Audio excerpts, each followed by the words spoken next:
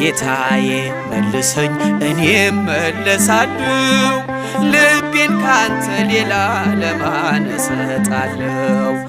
አይኖች የሚሞሉ የጸጸትን እንባ ደግሞም ተመልሼ ወደ እቅፍ ልግባ ደግሞም ተመልሼ ወደ ቤት ልግባ። እረኛዬ እረኛዬ እረኛዬ መተማመኛዬ ጠባቂ አለኝ ጠባቂ አለኝ ክርስቶስ መቼም የማይተወኝ።